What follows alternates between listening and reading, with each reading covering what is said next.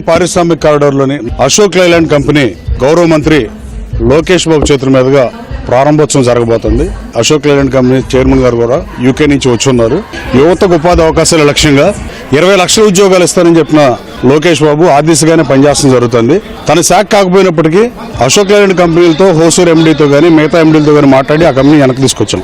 గత పాలకులు గత ప్రభుత్వం ఓపెనింగ్ సిద్ధంగా ఉన్న కంపెనీని తరిమి కొట్టిన పరిస్థితి. అశోక్ లైలాండ్ రాకతో మల్లవల్లికి వైభవం రాబోతుంది. రాబోయే కాలంలో ఇది మంచి పారిశ్రామిక ఎస్ఈజెడ్ గా తయారు కాబోతుంది. ఖచ్చితంగా రాబోయే నెలల్లో 420 కంపెనీలు రాయడం ఖాయం. మల్లవల్లి నుంచి 30,000 ఉద్యోగాలు వస్తాయని చెప్పారు. అది ముమ్మాటికి యథార్థం.